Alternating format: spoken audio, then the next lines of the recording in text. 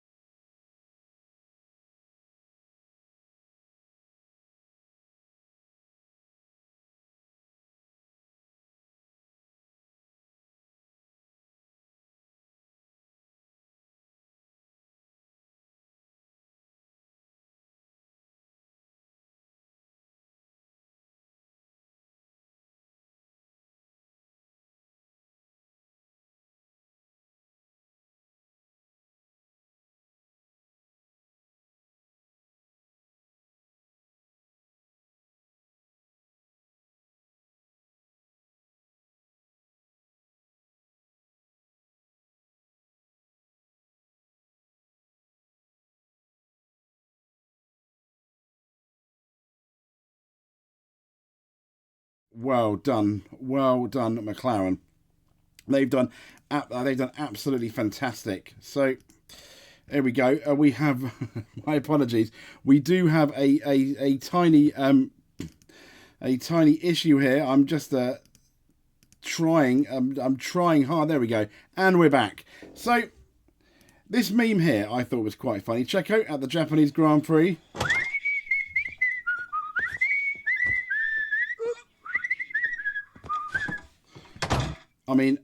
Brilliant, isn't it? It's absolutely brilliant. What was the point of them turning up? Really, Red Bull. This is a thing with Checo. He qualifies so far behind Max Verstappen. You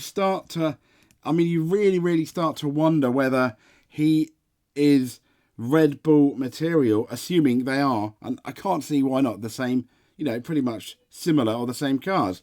But anyway, Lewis Hamilton sets F1 challenge ahead of Mercedes. This is from Sky against Red Bull and backs team to deliver. Hamilton's basically said the next 6 months have got to be the greatest 6 months of development that we've ever had to close that gap. To be really banging on the door, says Lewis, after the Japanese Grand Prix, underlines where Mercedes have to improve to close on champions Red Bull for 2024. I mean, he's a bit sad, isn't he? Lewis Hamilton said Mercedes need to deliver the greatest 6 months of development they've ever had if basically they're to fight with Red Bull. He said he has absolute faith that the team could achieve the feat amid the ongoing development of what they have already confirmed will be a much changed 24 car in, well, I imagine it's going to be somewhat similar. They're going down the Red Bull route, albeit they're 2 years behind Red Bull in going down the Red Bull route. So they need to catch up and some, I imagine, to be competitive next year. But the 7-time champion, who finished a distant fifth, let's say, at the Japanese Grand Prix, made clear that the challenge ahead was a big one.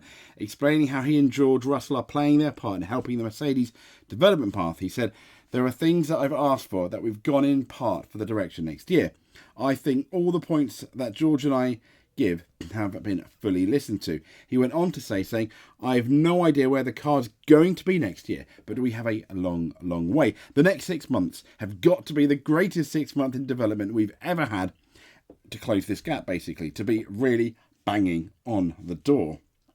So let's get into the results for the Japanese Grand Prix. As Max Verstappen wins by nearly 20 seconds. To be fair, I thought it was going to be more initially after the first couple of laps. Maybe he was holding back a bit potentially, but Lando Norris finishing second, Oscar Piastri third. There was a bit of nonsense between the two McLaren drivers when at one point it looked like Russell, who was going to do what he was on a one-stop, so to speak, was holding up.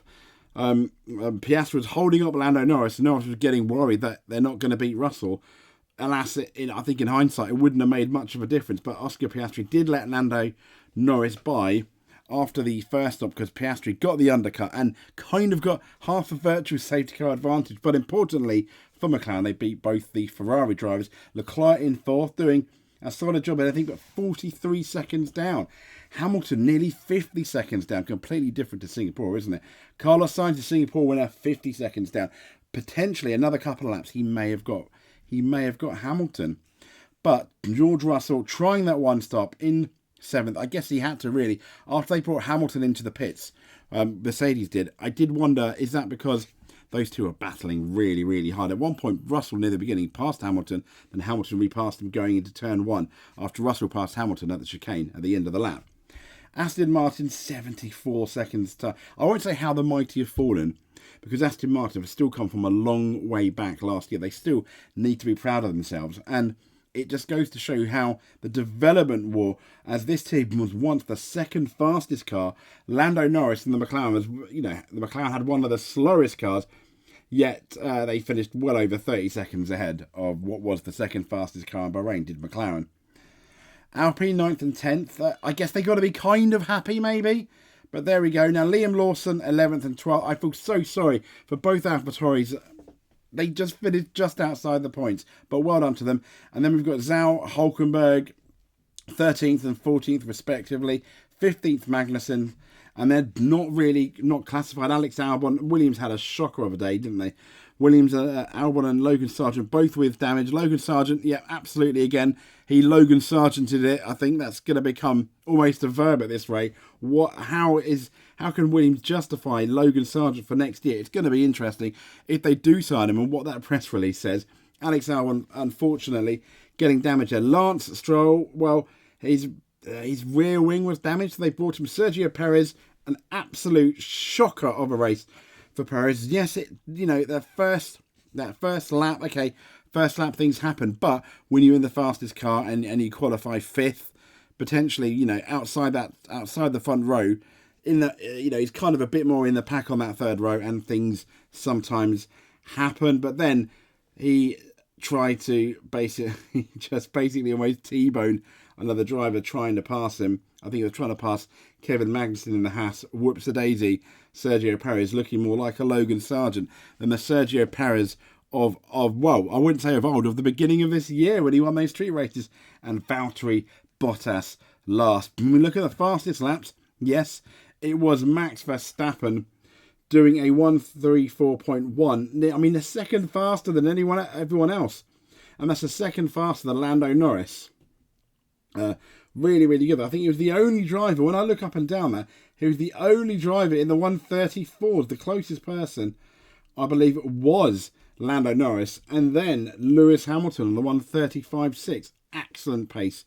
I mean, it is, as I said, it's the best car by a long way.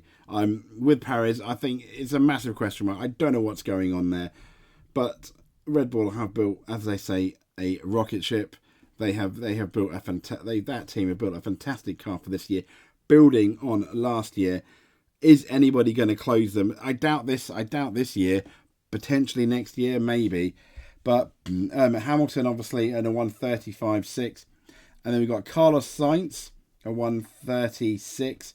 So really, it was Lando Norris and Lewis Hamilton in the 35s. Everyone else in the 36s, apart from Max Verstappen in the 34s. Wow, how fast is that? I mean, that's just amazingly impressive, isn't it? When we look at the pit stops, though, in total, the fastest pit stop, I'm not too sure here. They don't really have the times, do they?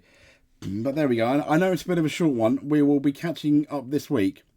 But for the podcast, I'm just going to go the full race result. If you didn't know, Max first, Lando Norris is second, Oscar Piastri third, Leclerc fourth, Hamilton fifth, Sainz sixth, Russell seventh, Alonso eighth, Ocon ninth, Gasly 10th, Liam Lawson 11th, Tsunoda in 12th, Zhou in 13th, Hulkenberg 14th, Magnussen 15th, and then not classified Albon, Sargent, Stroll, Perez, and Valtteri Bottas. Now, when we look at the teams for this year, is Red Bull Racing on 623, Constructors Champions.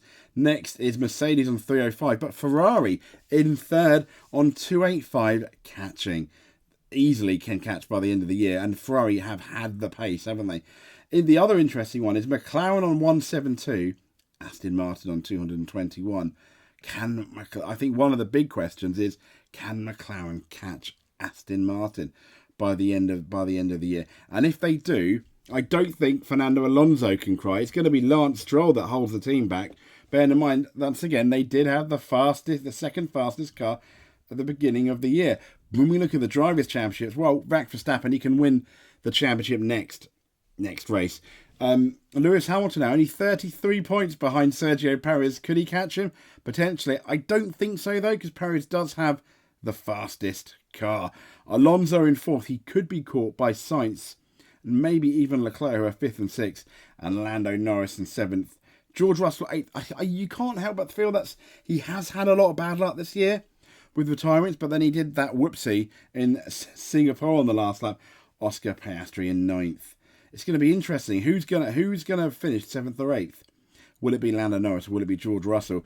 Well, one thing for certain is pretty much Max Verstappen will be more than likely, barring a disaster, crowned champion at Qatar. It could even be the sprint race, which is something I know Formula One was fairly keen to avoid, let's say. But there we go. This has been the Hot Lap. This has been the Japanese Grand Prix race review. We will speak to you next on the race fallout, etc. next week. No Grand Prix next weekend. All for a breather, but it's Qatar next. Thank you very much.